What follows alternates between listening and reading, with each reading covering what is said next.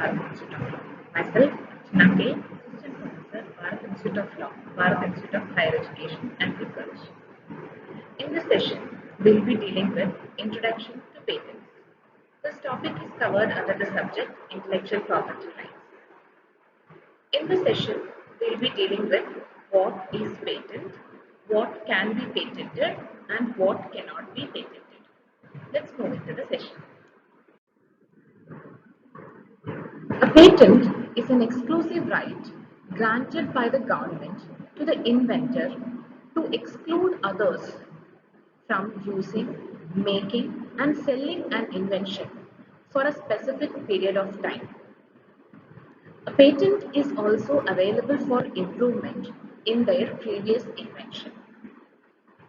The main motto to enact patent law is to encourage inventors to contribute more in their field by awarding them exclusive rights for their inventions. In modern terms, the patent is usually referred to as the right that is granted to an inventor for his invention, which is anything new, useful, and non-obvious. The word patent is originated from the Latin term pater, which means to lay open, that is, to make available for public inspection. For an invention to be patentable, there are certain tests that need to be conducted and satisfied. Firstly, the invention must be novel, meaning thereby that the invention must not be already in existence. Secondly, the invention must be non-obvious. That is, the invention must be a significant improvement to the already existing invention. A mere change in technology will not give the right of the patent to the inventor. The third condition is that the invention must be useful in a bona fide manner, meaning thereby that the invention must not be solely used in any illegal work and is useful to the world in a bona fide manner. Any invention is considered as new if, on the date of filing an application for patent, any such invention is not known to the public in any form, that is, in oral form, writing form, or any other form. Anything shall not be termed as inventive if such a thing is already known to the public domain. The patent has a limited term of 20 years, which is actually counted from the date of filing of the patent application and not from the date of grant of patent.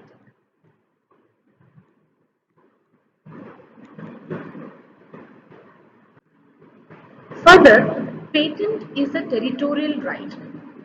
Thus, it can only be applied in the country where it has been granted. Therefore, any legal action against infringement or infringement of patent rights can only be taken in that country where the patent has been granted. To obtain patent protection in different countries, each country must apply for a patent in other countries. The Patent Cooperation Treaty, which is an international instrument, provides a way to file international patent application in which a patent can be filed through a single patent application in large number of countries which are the members to the Patent Cooperation Treaty. However, it is the discretion of every individual country's patent office to decide whether the patent has to be granted in that particular country or not. Under the Indian patent law, a patent can be obtained only for an invention which is new and useful. The invention must relate to a machine, an article, or a substance produced by a manufacturer or the process of manufacturing a particular article. A patent may also be obtained for innovation of an article or of a process of manufacturing an article. In respect of medicine or drug and certain classes of chemicals, no patent is granted for the substance itself, even if it is new, but the process of manufacturing that particular substance is patentable. The application for a patent must be true, and the first inventor or the person who has derived the title from him has the right to apply for a patent which is deemed assignable. There are also certain inventions, though it satisfies all the conditions of patentability, cannot be patented. We will be looking into that in the later part of the session. Now, let us see why a patent is important. The importance of patent can be looked into from two perspectives. One is from the perspective of the individual and other is from the perspective of the nation. So the benefits of protecting patent from an individual's perspective is that it helps to protect the creativity of the inventor. It also prevents invention from being copied. Patent is also a form of intellectual property that is meant for rewarding the creator of an invention. Looking it from the perspective of a nation, patent encourages technology development and subsequently it encourages the establishment of new industries. When we look into the law relating to patents in India currently, it is also important to look into the history of patent law. The first step of patent law in India was through the Act of 1856. The main objective of that particular legislation was to encourage the respective inventions of new and useful manufacturers and to induce inventors to reveal their invention and make it available for public. The act was repealed in the year 1857 as it had been enacted without the approval of the British Crown. A fresh legislation was enacted for granting exclusive privileges, which was introduced in the year 1959, which provided for grant of exclusive privileges to useful inventions only, an extension of priority period from 6 months to 12 months, as well as the act excluded importers from the definition of the inventor. The Act was subsequently amended in the year 1872, 1883 and 1888. The Indian Patent and Designs Act 1911 repealed all the previous acts that dealt with patents. The Patent Act 1970, along with the Patent Rules 1972, came into force on 20th April 1972, which again replaced the Indian Patent and Designs Act of 1911. The Patent Act is basically based on the recommendation of the report of Iyengar Committee headed by Rajagopala Iyengar. The Act also took into consideration the recommendation of Bakshi Tekchand. One of the recommendations of the allowance of process patent in relation to the invention related to drugs, foods and chemicals. Again, the Patent Act 1970 was amended by the Patents Amendment Act 2005 regarding the extending product patent in all areas of technology including food, medicine, chemicals, microorganisms, etc. The amendments to the Patent Act was brought into force in order to ensure the compliance of the Indian law with the TRIPS Agreement of 1995. Following the amendment, the provisions related to exclusive marketing rights have been repealed and a provision has been introduced to enable the grant of compulsory licenses. Provisions related to pre-grant and anti-post protest have also been introduced through the amendment. Now let's see what can be patented. Generally, any process, including a process of making a chemical compound, a machines, including television, smartphones, etc., a manufactured article, including a bicycle, a table, and a composition of matter, including a shampoo, cleaning solution, bar soaps, etc., are subject matter of patents. Now, let us see what can be patented. Section 3 and 4 of Indian Patents Act 1970 clearly mentions the exclusions regarding what can be patented in India. There are certain criteria which have to be fulfilled to obtain a patent in India. They are, the first one is the subject matter. The most important consideration is to determine whether the invention relates to a patent is a subject matter of patent. Section 3 and 4 of the Patent Act list the non-patentable subject matters. Unless the invention comes under any of the provisions of Section 3 or 4, it means that it consists of a subject for patent. Another criteria that need to be considered is novelty. Innovation is an important criteria in determining the patent potential of a particular invention. Under Section 2, a novelty or new invention is defined as no invention or technology published in any document before the date of filing of a patent application anywhere in the country or in the world. The complete specification, that is, the subject matter, has not fallen into the public domain or is not a part of the state of art. Simply, the novelty requirement basically states that an invention that should never have been published in the public domain. It must be the newest which have no same or similar prior arts. The next is inventive steps or non-clarity.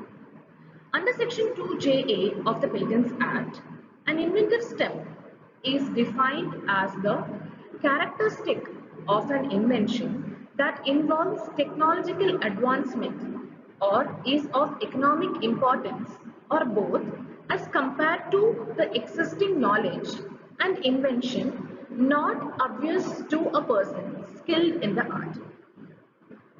This means that the invention should not be obvious to a person skilled in the same field where the invention is related. It should not be inventive and obvious for a person skilled in that particular field. The next is capable of industrial application.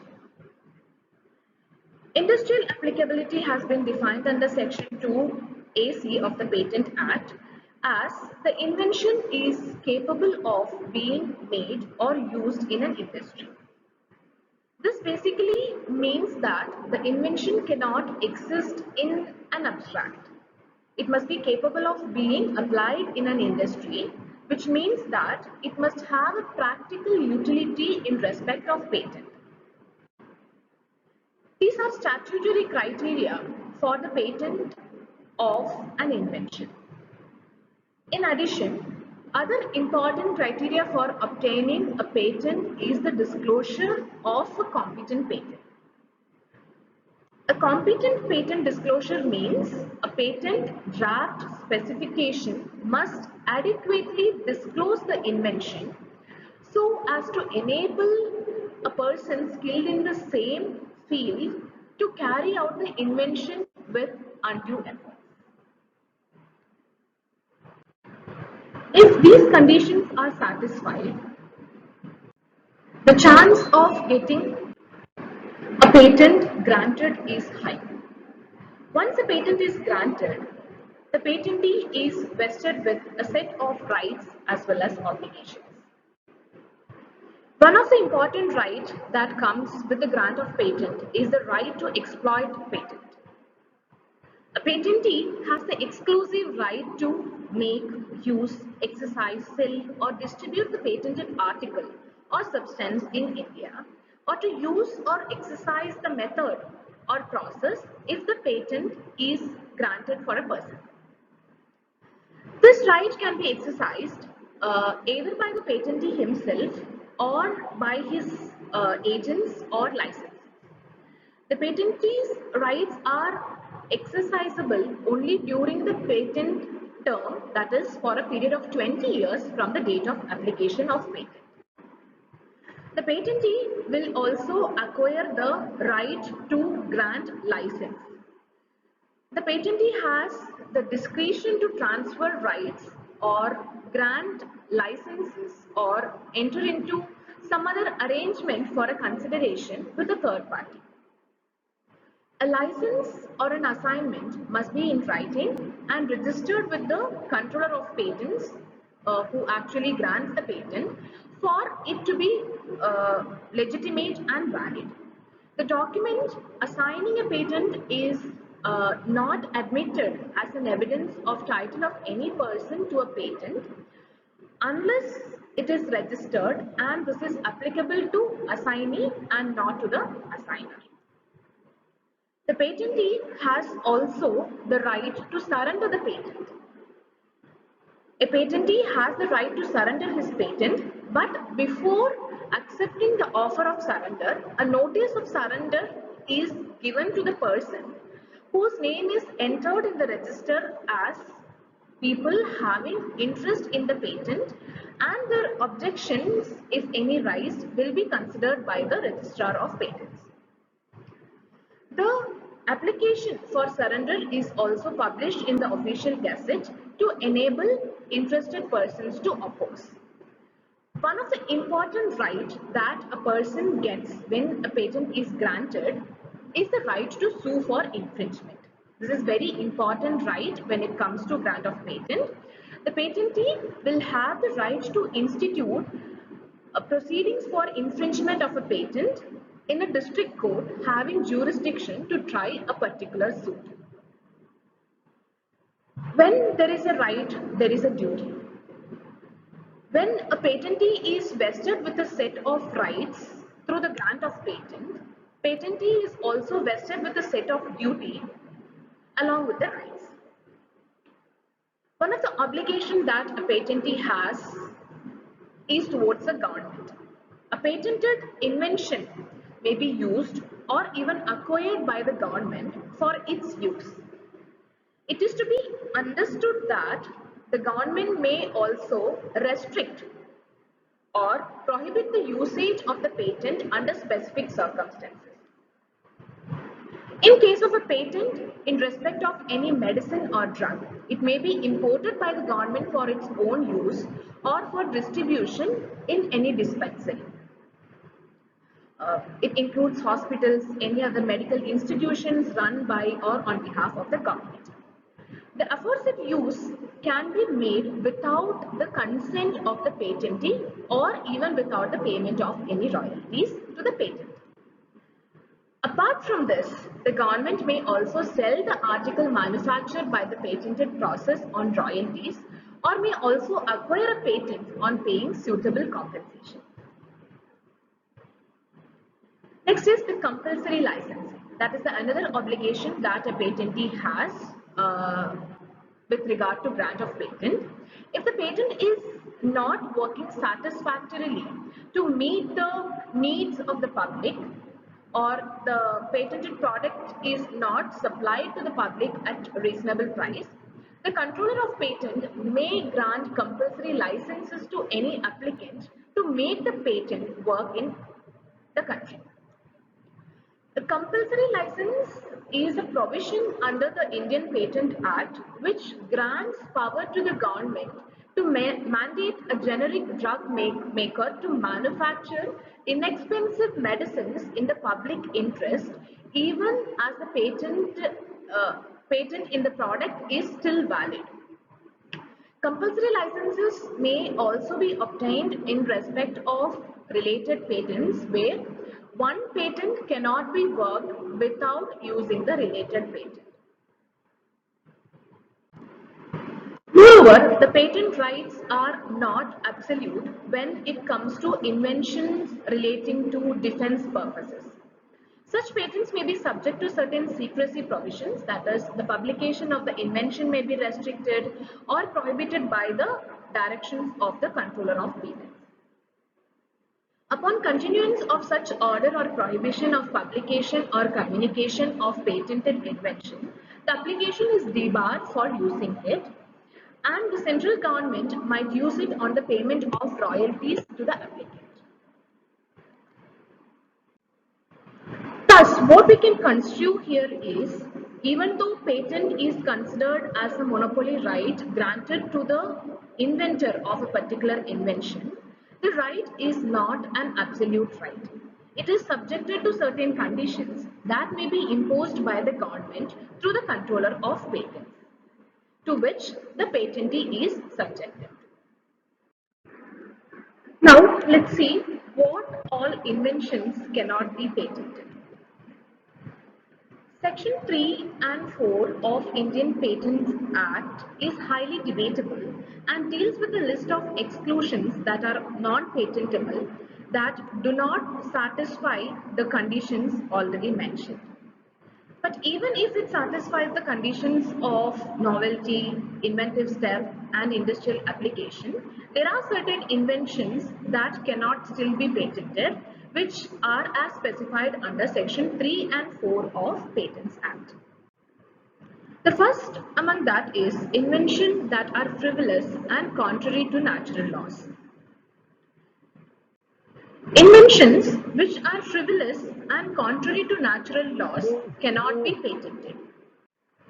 For example, inventions that are against the natural laws, that are any machine giving 100% efficiency or any machine giving output without an input, cannot be considered as obvious and cannot be patented because it is considered as against the natural law. The second one is the invention which go against public morality. Inventions in which the primary or intended use or commercial exploitation of which could be contrary to public order or morality, that is, against the accepted norms of the society, or is punishable as a crime, or which causes serious prejudice to humans, animals, or plant life, or health, or to environment, are not considered as patentable subject matters. For example, as in biotechnology, the germination of a seed by inserting a gene sequence that could lead to the disappearance of butterflies, or any invention leading to the theft or burglary, counterfeiting of currency notes, or terrorism, bioterrorism, etc., cannot be considered as subject matter of patent. Next is inventions that are mere discovery of something that already exists in the nature. The mere discovery of a scientific principle or the formulation of an abstract theory or discovery of any living or non-living substances occurring in nature cannot be a subject matter of patent. For example, mere discovery of something that is already existing freely in nature is a discovery and not an invention, and hence cannot be patented unless it is used in the process of manufacturing an article or a particular substance. For instance, a mere discovery of a microorganism which is existing in the nature cannot be a subject matter of patent. However, a microorganism that is created inside a laboratory under controlled conditions can be a subject matter of patent. Next is the mere discovery of a form already existing in nature that does not lead to enhancement of any efficacy. The mere discovery of a new form of a known substance which does not result in the enhancement of the known efficacy of that particular substance, or the mere discovery of any new property or new use for a known substance, or the mere use of a known process, machine, or apparatus unless such known process result in a new product or employs at least one new reactant, cannot be a subject matter of patent. For the purpose of this clause, salt, ethers, polymorphs, metabolites, pure form of isomers, mixtures of isomers, and other derivatives of known substance shall be considered to be the same substance unless they are significantly different in terms of efficacy. This is the explanation provided under the clause of section 3 with related to the non-patentable inventions. The mere discovery of a new property or use of a known substance is not patented unless it is of greater efficiency than the original substance. Hence, the mere incremental innovation does not fall under the ambit of patenting. The mere admixing of mixtures leading in the aggregation of properties are also not patentable. A substance obtained in a mere admixing of two or more mixtures, resulting only in the aggregation of the properties of the components thereof, or a process for producing such substance, is not considered as an invention and not patentable. Next, a mere aggregation or duplication of devices working in a known way is also not considered as an invention and hence not patentable.